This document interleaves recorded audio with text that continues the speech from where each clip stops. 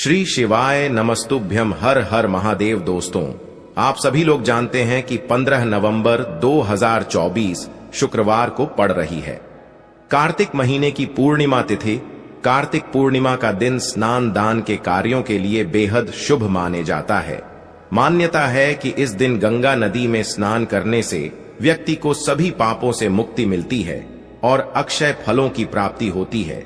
इस दिन देव दीपावली भी मनाई जाती है। धार्मिक मान्यताओं के अनुसार कार्तिक पूर्णिमा के दिन भगवान शिव ने त्रिपुरासुर का वध करके देवों को उसके अत्याचारों से मुक्ति दिलाई थी। इस खुशी में देवताओं ने दीप जलाए थे। कार्तिक पूर्णिमा के दिन लक्ष्मी नारायण और शिव जी की पूजा की जाती है। पूज्य गुरु जी ने कहा है कि इस पूर्णिमा के दिन अगर हम इस एक लाल फूल और एक सफेद फूल वाला उपाय करते हैं तो भगवान शिव और सभी देवता उनकी मनोकामना पूरी जरूर करते हैं। उपाय को पूरा जरूर देखना। देखो, ये वो पूर्णिमा तिथि है जो कि कार्तिक महीने में शुक्रवार को पड़ रही है, तो इस दिन का महत्व और भी अधिक बढ़ जाता है। और दोस्तों, इसी दिन किया जाने वाला पंडित जी द्वारा बताया गया एक लाल फूल और एक सफेद फूल वाला उपाय आप लोगों को जरूर करना चाहिए, क्योंकि दोस्तों ये एक ऐसा उपाय है जो कि हर दिन नहीं किया जाता। कार्तिक महीने में जो पूर्णिमा तिथि आती है उसी दिन किया जाता है।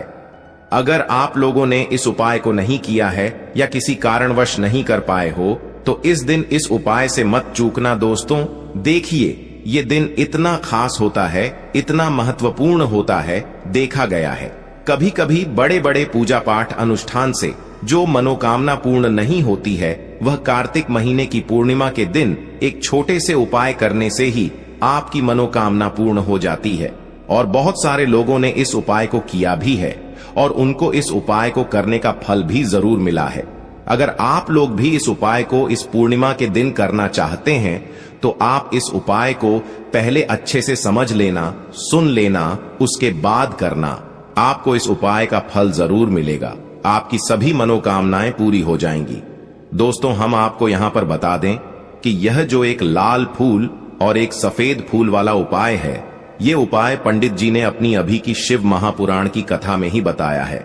और इस उपाय को करने से आपके घर में चाहे किसी भी प्रकार की दुख और समस्या क्यों ना चल रही हो, आपको उसका कारण भी नहीं पता है कि भाई ये समस्या किस कारण से चल रही है। उसका कुछ भी कारण हो सकता है, जैसे पितृदोष हो सकता है, काल सर्प दोष हो सकता है, या किसी भी तरह का मंगल दोष भी हो सकता है। और भी बहुत तरह के दोष होते हैं, कुछ भी हो सकता है। पर आपको इस उपाय को करने के लिए अपने दोष को पता लगाने की भी जरूरत नहीं है। आपके घर में किस कारण से इतनी दुख और परेशानी आ रही है, वह भी आपको पता लगाने की जरूरत नहीं है।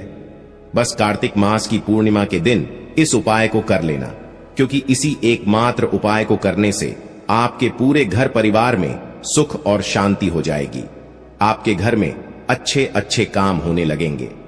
आपकी जो भी मनोकामना होगी वह भी धीरे धीरे करके पूर्ण होना शुरू हो जाएंगी। अब हम समझते हैं इस एक लाल फूल और एक सफेद फूल वाले उपाय को आपको करना कैसे है, किसको करना है, किस समय करना है और कैसे करना है। देखो, उपाय बिल्कुल आसान है, बस समझने वाली बात है। ध्यान से समझिए, उसके बाद ही आप लोग जो है इस उपाय को जरूर कीजिएगा।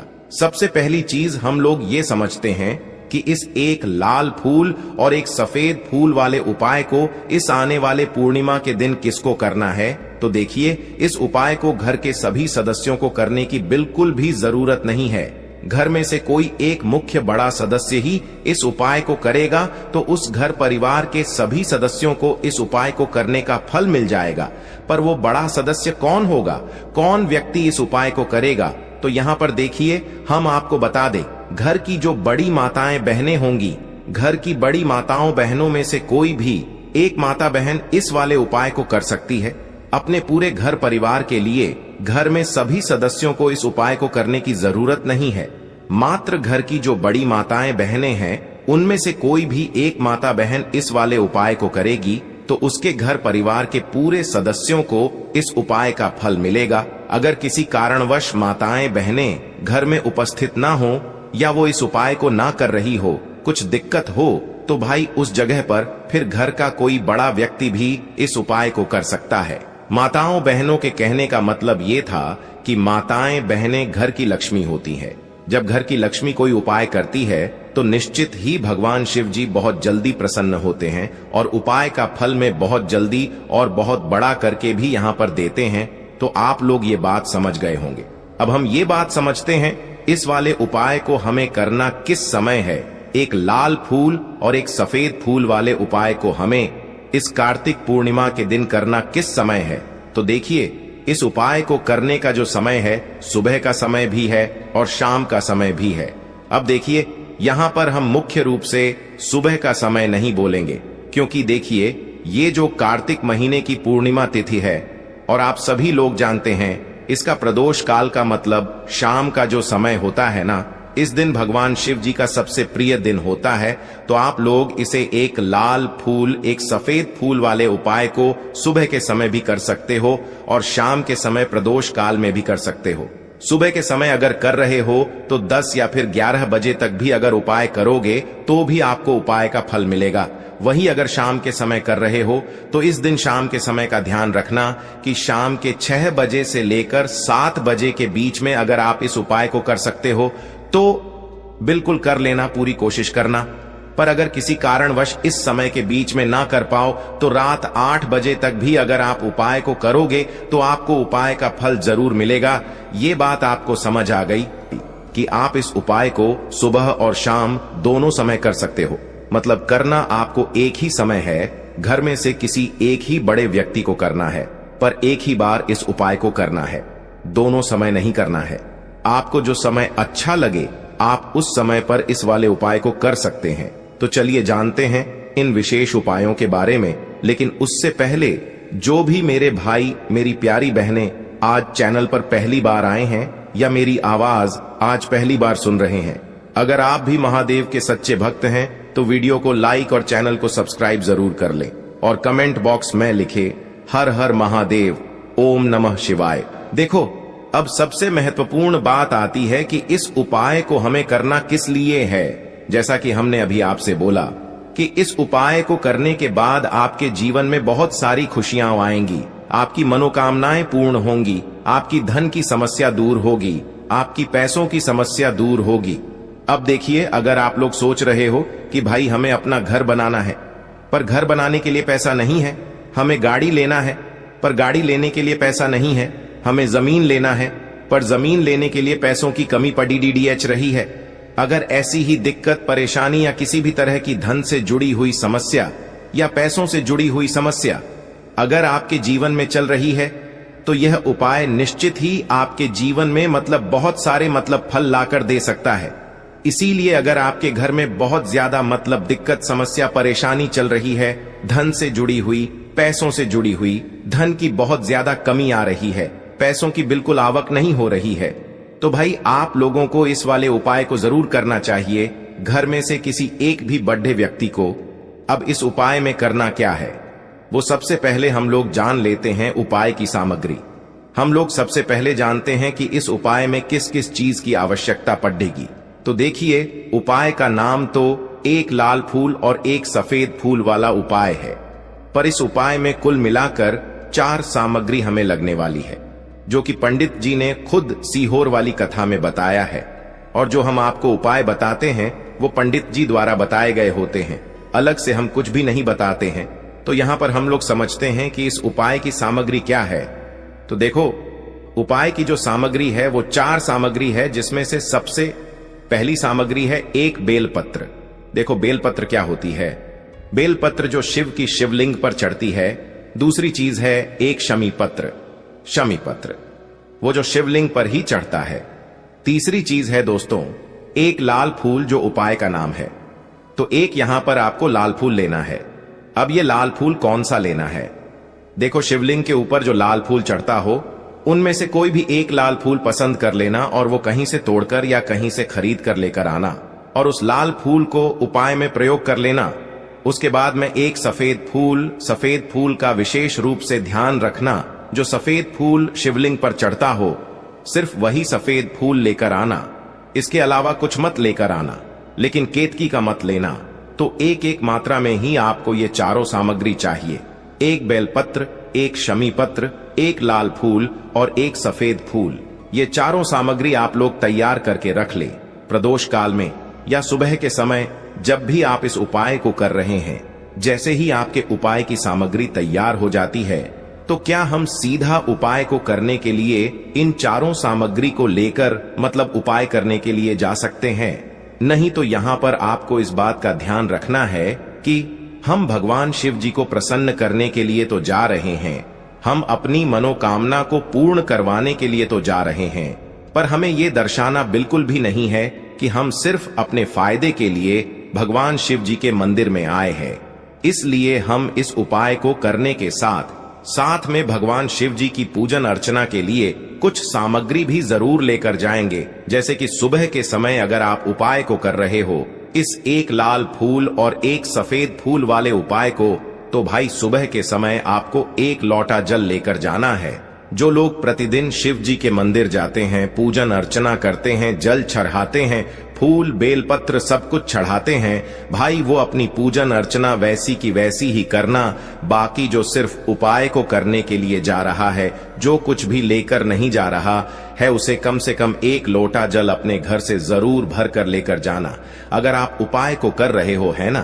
क्योंकि इस वाले उपाय को आप भगवान शिव जी की पूजन अर्चना करने के बाद ही करना। वहीं अगर बात करें शाम के समय की, अगर कोई व्यक्ति शाम के समय प्रदोष काल में इस वाले उपाय को कर रहा है, तो भाई आपको मात्र एक घी का दीपक तैयार करना है। ये बात हम हमेशा बोलते हैं, शाम के समय प्रदोष काल में कोई कर रहे हो ना, तो दीपक का विशेष महत्व होता है। पूर्णिमा के दिन का प्रदोष काल में जो भी व्यक्ति दीपक जलाता है ना, भगवान शिव जी के मंदिर में, भाई उसके जीवन से सारी दुख और परेशानियां भी दूर होती हैं। तो भाई इस दिन दीपक का विशेष रूप से ध्यान रखना आप लोग। अगर आप इस उपाय को शाम के समय प्रदोष काल में कर रहे हो, है ना, ये जो दीपक आप लोग लोगे, ये आटे का लोगे। जो आटा आप गूंद दोगे उसके अंदर कुछ भी मत डालना, मात्र साधा आटा लगाकर उसे तैयार कर लेना और एक मीडियम साइज का दीपक तैयार कर लेना। वो दीपक ना ज्यादा छोटा हो ना ज्यादा बड़ा हो, है ना। उसके बाद में दीपक आपका तैयार हो जाए तो इसके अंदर जो बत्ती रखोगे वो गोल बत्ती रखोगे। देखो गोल बत्ती भी दो तरह की होगी, एक बाजार की और एक घर वाली। तो कोशिश करना अपने घर में जो रुई रखी हुई है, उस रुई से आप लोग एक गोल बत्ती अपने ही हाथों से बनाओ। उपाय का फल अच्छा मिलता है, भगवान शिव जी जल्दी प्रसन्न होते हैं। जब हम किसी भी उपाय को अपने हाथों से परिश्रम करके तैयार करते हैं, तो आपको उस दीपक के अंदर एक गोल बत्ती रख देनी है। इसके अंदर जो चीज आप लोग डालोगे वो डालोगे। शुद्ध देसी गाय का घी, इस बात का विशेष रूप से ध्यान रखना, क्योंकि भगवान शिव जी का सबसे प्रिय दिन और प्रिय समय पर हम लोग इस वाले उपाय को कर रहे हैं। तो थोड़ा सा शुद्ध देसी गाय का घी इतना डालना कि वो दीपक कुछ समय तक चल सके ना। बाजार वाला मिलावटी घी डालना, न भैंस का घी डालना। शुद्ध देसी गाय का घी आपको ढूंढने में थोड़ी मतलब मेहनत लगेगी और महंगा भी मिलेगा, पर गाय के घी से भगवान शिव जी प्रसन्न होते हैं और उसी शुद्ध देसी गाय की घी से घर में बरकत भी बनी रहती है और हमारे घर में सुख शांति भी बनी रहती है। इसलिए इस शुद्ध देसी गाय का घी को अपने घर में हमेशा रखा करो। वो भगवान शिव जी के कार्यों में भी उपयोग में आता है और उपायों में भी हम लोग प्रयोग कर सकते हैं। तो यहां पर आपकी सारी तैयारियां हो चुकी हैं। उपाय को करते समय शुद्धता का विशेष रूप से ध्यान रखिएगा। सुबह कर रहे हो तो भाई सुबह तो आपको स्नान करना ही करना है। बाकी शाम को कर रहे हो तो शाम को मात्र हाथ मुंह धोकर भी आप लोग इस वाले उपाय को कर सकते हो। कोई दिक्कत वाली बात नहीं है भाई।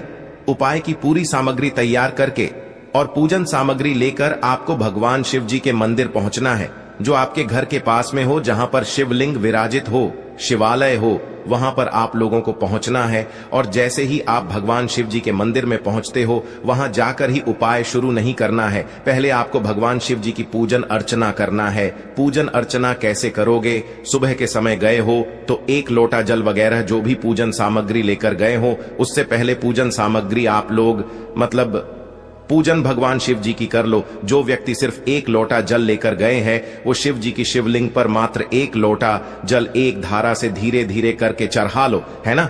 अपनी पूजन अर्चना आप लोग जो हैं पूरी कर लो पहले। उसी के बाद अगर आप शाम के समय कर रहे हो तो पहले जाकर बैठना है भगवान शिव जी के शिवलिंग के पास में। आप जो दीपक तैयार करके लेकर आए हो उस दीपक को पहले जलाना है। ये जो दीपक आप लोग जलाओगे ना, ये किसी और की माचिस से मत जलाना, अपनी ही माचिस अपने ही घर से लेकर आना और इस दीपक को अपने ही माचिस से जलाना। अगर आपने मंदिर की माचिस या किसी और की माचिस ले ली, इस उपाय को करने में इस उपाय का फल उस व्यक्ति को भी थोड़ा बहुत मिल जाएगा। इस बात का ध्यान रखना, अपने घर से अपनी ही माचिस लेकर जाना और इस दीपक को जलाना। दीपक को जलाने के बाद भगवान शिव जी की शिवलिंग के पास में रख देना। शिवलिंग के इतना पास में मत रखना कि भगवान शिव जी को आंच लगे। थोड़ी सी दूरी बनाकर ही जो है इस दीपक को शिवलिंग के पास में आप लोग रख दीजिएगा। अब जैसे ही आपकी पूजन अर्चना हो जाती है, भगवान शिव जी के शिवलिंग के सामने या आसपास कहीं पर भी बैठ जाइए उपाय को करने के लिए। और उपाय को करने से पहले आप लोग अपनी वह चारों पूजन सामग्री निकाल लीजिए। उपाय की जो सामग्री है वो निकाल लीजिए और भगवान शिव जी के शिवलिंग के ऊपर एक माता अशोक सुंदरी जी का स्थान देख लीजिए। माता अशोक सुंदर जी का जो स्थान होता है वो जलाधारी के ऊपर होता है, जलाधारी के बिल्कुल बीचों बीच में होता है। आप लोगों ने देखा भी होगा शिवलिंग की जलाधारी होती है। जलाधारी के बिल्कुल बीचों बीच का जो स्थान होगा वो माता अशोक सुंदर जी का स्थान होगा, क्योंकि यहीं पर हमें ये जो है उपाय को करना है। सबसे पहली चीज, अब हम उपाय को करना शुरू करते हैं। आप सबसे पहले अपनी एक बेलपत्र उठा लो। एक बेलपत्र को आपको माता अशोक सुंदरी जी वाले स्थान पर सबसे पहले समर्पित करना है। बेलपत्र की डंडी का मुख होगा जलाधारी की तरफ, जहां से जल बहता है और नीचे गिरता है, और बीच वाली बड्डी पत्ती का मुख मतलब शिवलिंग की तरफ होगा। इस तरीके से आपको इस बेल पत्र को माता अशोक सुंदरी जी वाले स्थान पर समर्पित कर देना है। उसके बाद में अपनी एक शमी पत्र उठा लो जो आप उपाय के लिए लेकर आए हुए हो। शमी पत्र को उठाकर शमी पत्र की भी जो डंडी का भाग होगा वो जलाधारी की तरफ करके, जहां से जल बहता है नीचे गिरता है उस तरफ करके, और पत्ती वाला भाग शिवलिंग की तरफ करके इस शमी पत्र को भी उस बेल पत्र के ऊपर आपको समर्पित कर देना है। समर्पित करने के बाद अब आप ले लो अपना एक लाल फूल जो आप उपाय को करने के लिए लेकर आए हुए हो। इस लाल फूल का जो खिला हुआ भाग होगा, चाहे वो गुलाब का फूल हो, चाहे कोई सा फूल जो शिवलिंग पर चढ़ता हो, भाई उस फूल का जो खिला हुआ भाग होगा वो शिवलिंग की तरफ होगा। बाकी जो पीछे का भाग होगा फूल का वो जलाधारी की तरफ, जहां से जल बहता है नीचे गिरता है उस तरफ होगा। और आखिरी में आपका जो एक सफेद फूल बचा हुआ है, इस सफेद फूल को भी आपको लेना है और सफेद फूल का जो खिला हुआ भाग होगा वो शिवलिंग की तरफ होगा, जहां पर शिवलिंग रखा हुआ है उस तरफ होगा, और डंडी का भाग जलाधारी के पीछे की तरफ हो जाएगा। मतलब जो जहां से जल बहता है और नीचे गिरता है, जब आप लोग एक बेलपत्र, एक शमी पत्र और एक लाल फूल, एक सफेद फूल चढ़ा रहे हो, तो उस समय आप लोगों को कांता भगवान या कांता चक्र का नाम लेते हुए ही जो है इस उपाय को करना है, और भगवान शिव जी और नारायण जी का स्मरण करते हुए ही इस उपाय को आपको करना है। तो जब भी आप एक बेल पत्र, एक शमी पत्र, एक लाल फूल और एक कमी हो रही है, जो भी दुख और समस्या परेशानी चल रही हो, आपको अपनी वह दुख और परेशानी जो है भगवान शिव जी से उपाय को पूरा करने के बाद वहीं पर पास में बैठकर बोल देना है। हाथ जोड़ के आंखें बंद करके अपनी परेशानी और श्री शिवाय नमस्तुभ्यम का जाप करना है। दोस्तों, आज हमने इस वीडियो में कुछ उपाय बताए हैं जो आपको करने हैं। अगर आपको वीडियो अच्छी लगी हो तो वीडियो को 1 लाइक और चैनल को सब्सक्राइब जरूर करें। हर हर महादेव।